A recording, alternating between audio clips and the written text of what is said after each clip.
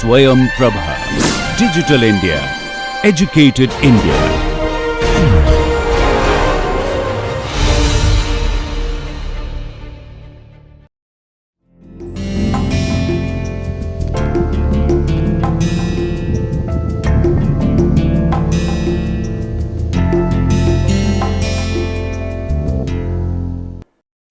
Welcome back, my dear students, friends. So, this is the 22nd lecture of the series of lectures for the project management, which is a 20-hour course, and the total number of lectures is 14 number. So, I keep repeating it in order to make students understand where we are, how things are progressing. So, we in the 21st class we stopped at the point where how you calculate the forward pass method for the very simple diagram. So, for the first time in this whole series of lectures, I will again urge the student first to understand the forward pass method, the concept of how you utilize the early start and use the concept of early finish, and how you use the concept of late start and late finish.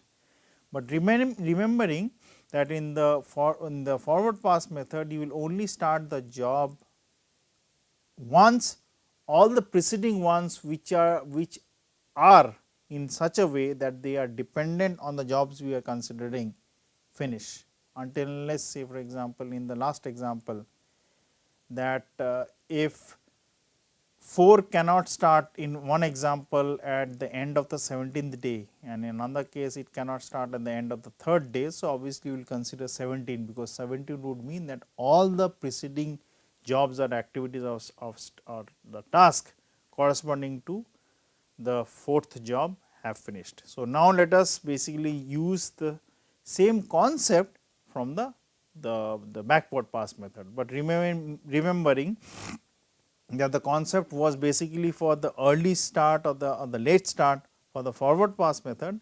In the backward pass method, it will be the finishing concept which will be utilized.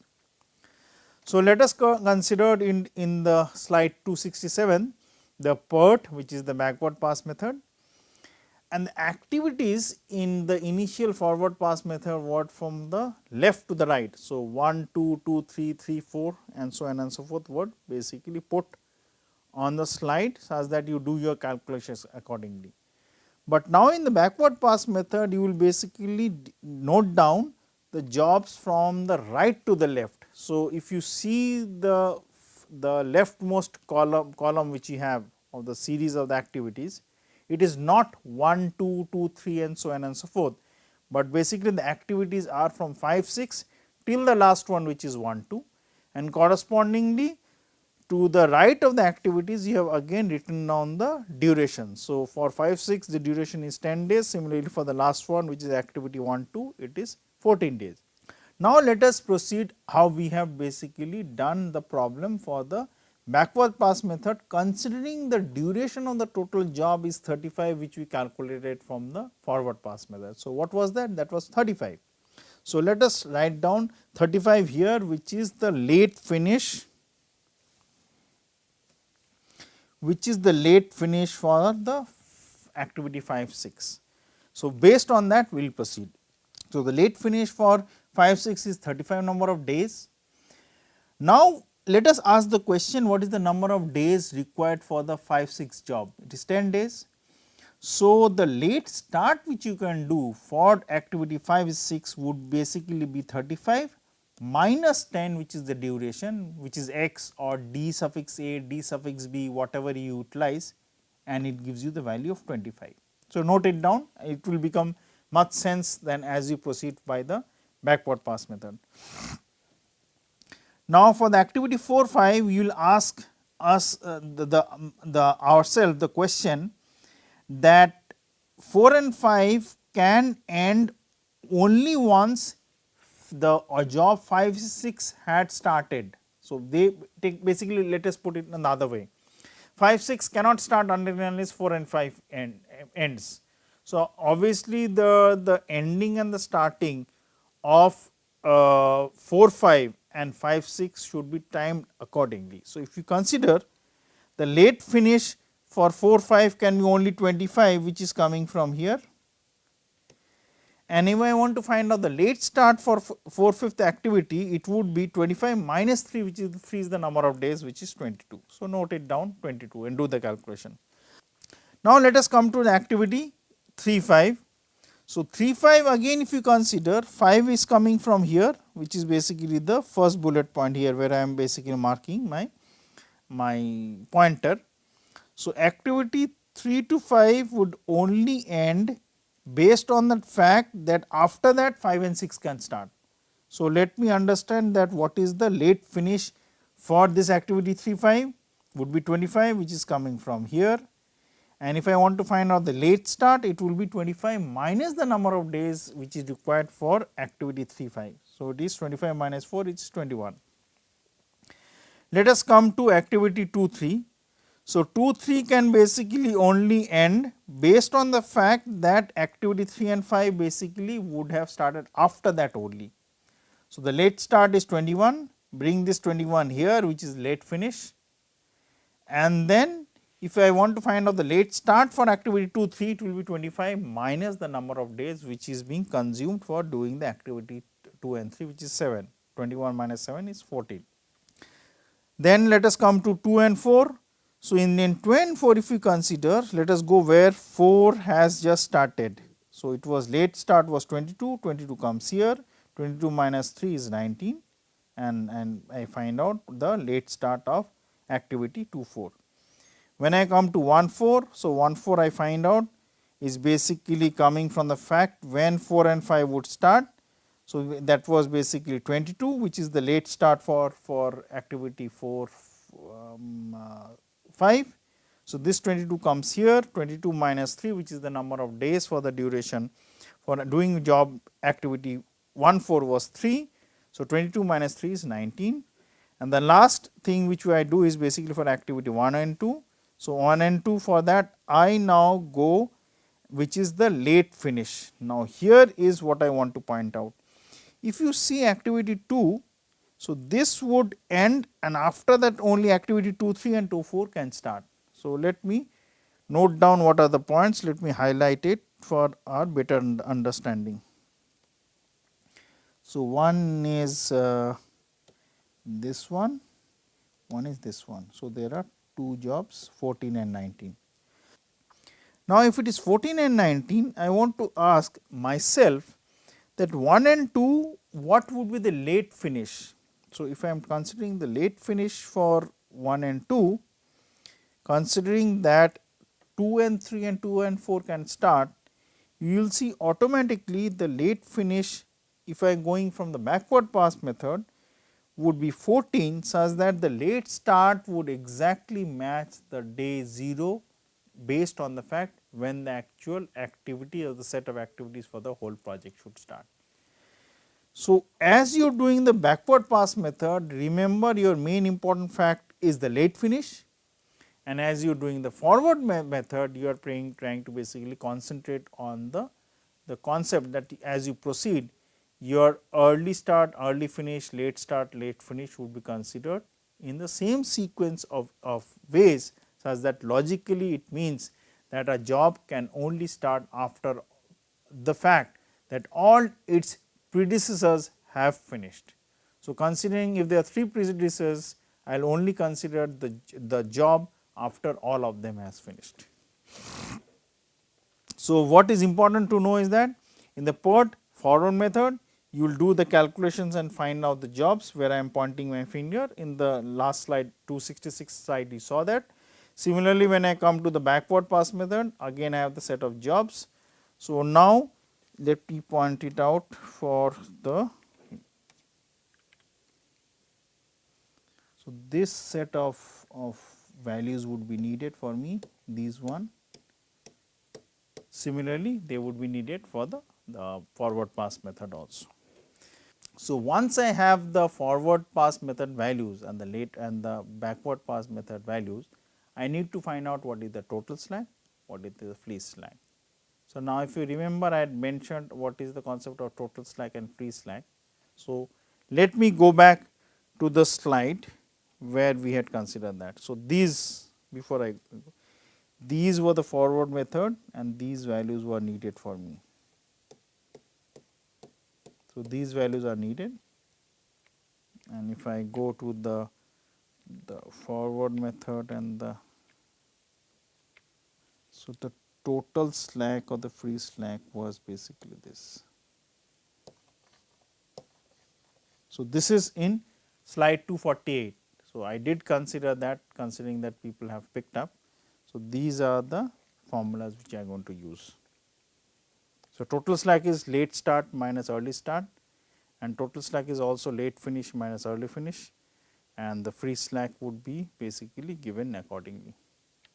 So, let me again jump back to slide number 267. So, these were the values. Based on that, once I do that, I have the total slacks for all the activities. So, I use the formulas as the total slacks is given. I would not do it, I will strongly urge the students to do it. So, what is best is that write it down using the formulas of the forward pass, backward pass, and use the concept of total slacks. Once you find out the total slack values, the values are given here. Activity 1, 2, total slack is 0. So, if you remember, free slack would be less than equal to total slack, which means total slack is 0, free slack is 0. Activity 1, 4, total slack is 19. So, free slack can be there positive or less than, if it is less than equal to 19, it can be any value. What is the value? I am going to come to that. 2, 4 has a total slack 5, 2, 3 has a total slack of 0, 3, 5 has a total slack of 0, 4, 5 has a total slack of 5, and activity 5, 6 has a total slack of 0. Now, again I am mentioning that the total slacks and the free slacks are calculated as denoted just few minutes back in the slide and noted down. So, now I want to stress the fact to the students, pay attention to the values of total slack being 0. So, let me highlight it.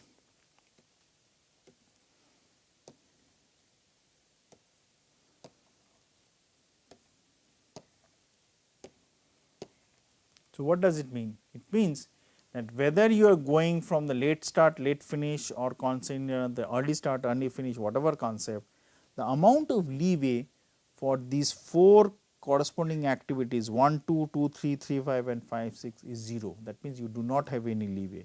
If there is no leeway, it means they are on the critical path. So, if I draw it using the diagram which is there, and now the critical path is being denoted by the red lines. So, the critical path is basically 1 to 2, 2 to 7, 3 to 5 and 5 to 10. If I consider the total number of days, it will be 14 plus 7 21, 21 plus 4 is 25, 25 plus 10 is 35. So, the total number of days required critical is 35.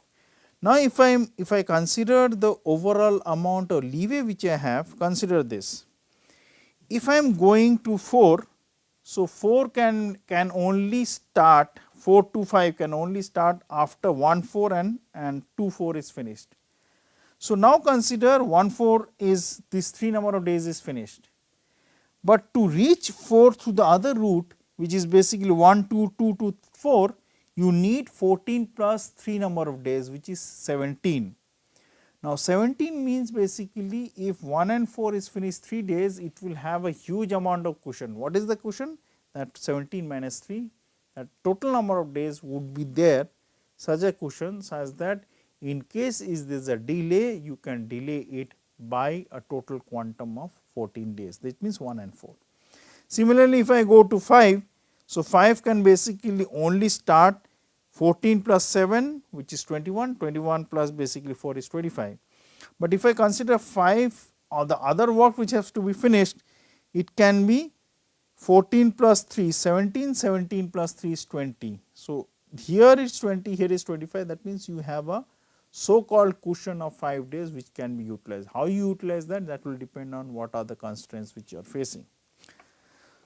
So, now what I explained, I am trying to basically explain in more detail in this 270th slide.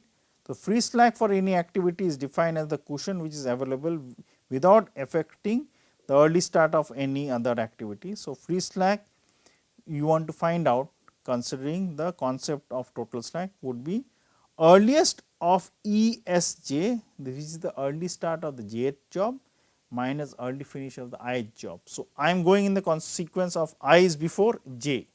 So, I am basically going from the left to the right, I would come, j would come and corresponding to whatever variables which you take. Here j is the set of all activities jobs which are immediately successor to the activity of job activity task I. So, I would be predecessor of j, j is the successor, all sets of jobs which are there. So, if I consider activity 1, 2 which is a duration on 14. So, I will basically consider the free slack which is 14, this first term is 14 on the right hand side is basically the early start of all the sets of jobs which follow 1 and 2. So, that is 14, the early finish for that particular job is basically 14.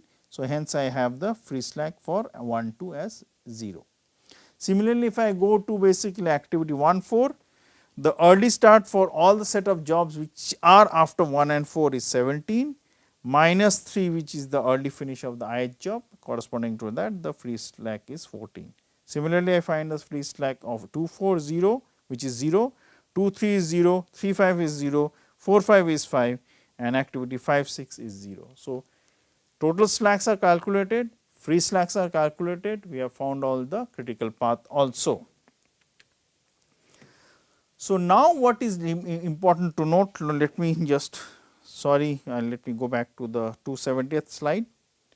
Free slacks are given, let me go to the total slacks. So, let us consider here total slack for 1, 2 activity was 0 here, see here the free slack is 0. If I consider 1, 4 free slack is 14 while the total slacks were 19, which means there is a cushion of 5 days which we can utilize. So, depending on the total slack and the free slack we can find out the cushions and do our calculations accordingly. So, where there you can shift a job in block or in parts if parts are allowed such that it does not affect your total critical path and the total duration. Crashing is not being considered now.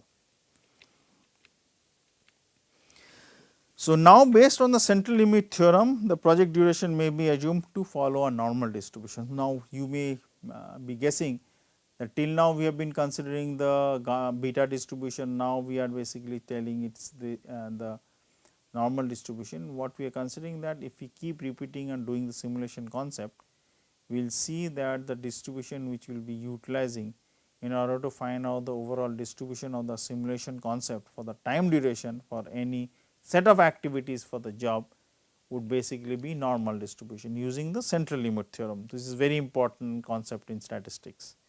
So, this can be used to answer two important questions or several set of important questions. One is what is the probability that the project will finish within a given deadline based on whatever the deadline is given. Why it is necessary? Because in many of the contracts, many of the projects, many of the work being done, set of activities is done, there would be a deadline such that the contractor would be penalized if the deadline is exceeded, but on the other hand the contractor would get a benefit if the deadline is not exceeded, in the sense the work is finished before the deadline. So, obviously, you have to have a cost benefit analysis based on whether the deadline is exceeded or not exceeded.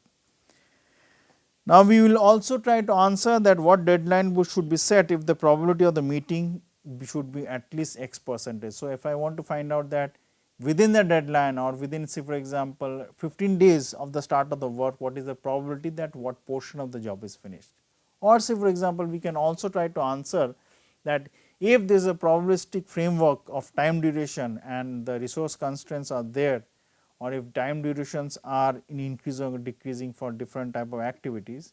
So, we may try to find out that within the deadline of, consider the contract had been signed for 90 days. So, within that 90 days what percentage of the job has been finished. So, if say for example, 90% of the jobs have been finished, we will only concentrate on the last 10. Based on the fact, we will try to find out that those 10 would consume what extra amount of resources and what is the corresponding cost. Or else we can also consider that if those 10% have to be crashed, then what is the overall cost I have to bear in order to meet the deadline. So, the probability distribution that the project has, if it is T, then obviously using the simple concept of normal distribution, we can find out like this. So, if the probability is, say for example, t is less than equal to d, where d is the deadline, then you can basically find out t minus the expected value of t, which is the average time, divided by the standard deviation. So, this is standard deviation for the time duration. So, I want to find out d minus e by t divided by sigma t. So, this whole value would be, say for example, probability is alpha. So, this alpha value, if it is given as 90%, we will try to find out that using standard normal deviate or tables, that what percentage or what is the time taken or the deadline such that we are able to complete either 90%, or if you are going the other way around, like not fix the percentage of finish, but we want to fix the time duration, then we can find out what is the percentage of the value of alpha, based on which we can take action accordingly. Et is the expected value of the total project duration, Vt, which is sigma t here, is the square root square of sigma, and variance is the variance of the total project duration, and this capital value of this is the normal distribution, which we consider with a mean value of 0 and standard deviation of 1. So, if you want to fix the deadline z that can be obtained with probability x, then we need to find out this. So, whatever formula I just wrote in the 272nd slide is exactly this. So, I need to find out t less than equal to d is equal to alpha. So, if I know alpha, then I can find out t minus expected value of, and this variance of t, probability of this, d minus e of t, variance of t, and do your calculations accordingly. In case if it is not there, so alpha is fixed, then you find it out. Or say for example, if alpha is not fixed now, so what I will do is that I find out the probabilities, use the same formula, put it to some alpha. So, alpha is not fixed, but d is fixed. Based on that, I can find out alpha and do my calculations accordingly. And use simulations, central limit theorem, standard normal tables to do the calculations. So, again I will come back to the Gantt charts. So, consider you are doing a construction job. So, the construction jobs descriptions are clear for the construction, concrete forms, reinforcement, pour concrete, clear grade, and sewer lines have to be fixed for building a civil civil engineering building. And the durations of the days are mapped along the horizontal line from left to right, and the bars which you see, the solid horizontal bars, these are the durations which are there for the construction. So, what is again I want to highlight, even though we may have gone through that, is that what is the relationship between these activities which are there on the first column, like clear for construction, concrete forms, reinforcement, pour concrete. What is the relationship between the activities, considering time duration is very important. So, if I consider the time duration, what is important is that whether I will ask myself whether there is some delay between the end of activity A, consider this is A, B, C, D, E, F. So, if there is a delay between A and B, or else there is a delay between the start of B and start of C. So, this is what we are trying to bring to the picture, that the Gantt chart would also consider the concept of end to end, end to start, start to end, and start to start. So, this is basically end to start. So, end to start would be here. This is basically, if I consider this one and the second one B and C, it will be end start to start. So, start to start would be here. So, correspondingly the Gantt chart has been shown here, where pouring concrete, which is D activity, would only start after, say for example, reinforcement and concrete forms are done. So, relationship between B and D and C and D would be end to start. Similarly, if I go to clear grade, it may so happen that clear grade would have a relationship such that it would be an end to start also from point of A and E, or it can be basically start to start between corresponding to job activities C and E. Similarly, for the F, which is sewer lines, you have the activities marked in the bold horizontal line, and it may also mean that the end of E and end of F have to be same. So, in that case it will be end to end concept would be utilized. So, similarly, I can consider that I am trying to basically move the jobs. So, if you consider the 274th slide and the 275th slide, which is there in front of you, you can see many of the jobs can be shifted such that the concept of slack, which we considered in details using the forward pass and the backward pass method, is making sense once we consider the Gantt chart. So, initially the Gantt chart we considered was to only depict what is the concept of Gantt chart. Later on here in the 274th and the 275th slide, I am trying to portray Gantt chart such that it will also be able to portray the concept of end to end, start to start, start to end, and all this concept in a very nice manner. But using Gantt chart in tandem with the precedence diagram gives a much better picture. So, that is what is the main focus of the discussion for the last 2 minutes. In the Gantt chart, we must know the dependence between jobs and activities and tasks. So, those dependence structure considering what concept we are using, whether it is end to end, end to start or start to end, should be considered in a very clear cut manner. We must know the respective job activities task, early start and a late start time. So, these are important considering which concept you are following. So, if it is EE, which is end to end or start to start, you will consider those accordingly, and also do the calculations based on the fact that what precedence concept are you using. So, based on that you will do the calculation. So, for the problem which we solved for the forward pass and the backward pass method, we simply use the end to start concept, which is true for the critical path and the PERT method. So, we should remember that there are external factors which may affect the start and end of the jobs, based on which we can do the calculation. So, these charts which we just completed for the Gantt one gives us an overall picture of the number of days which will be required to finish the project. So, for the PERT and CPM, we must find the amount of slack, the total slack and the free slack which is available for each activity job. For the critical path, it is slacks is not available, which means that you do not have any leeway to change the start and the finish of the jobs in the critical path, but obviously you can crash such that the overall cost would come into the picture.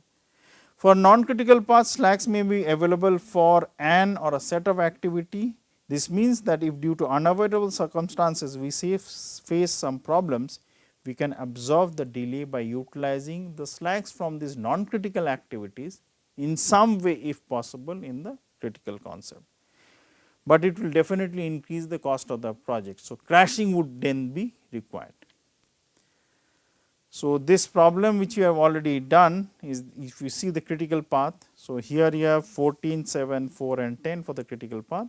So, this 3 means that you are trying to basically consider it in such a way that there is a cushion. So, any add-ons here in B or trying to delay may not affect the critical path, but if it does affect, then obviously crashing and such delays and cost overruns would be there. So, with this I will end this lecture and then consider the concept of critical path and critical method, CPM method and PERT method with more problems, and then slowly go into the crashing of the jobs and explain this concept in detail. Thank you very much and have a nice day.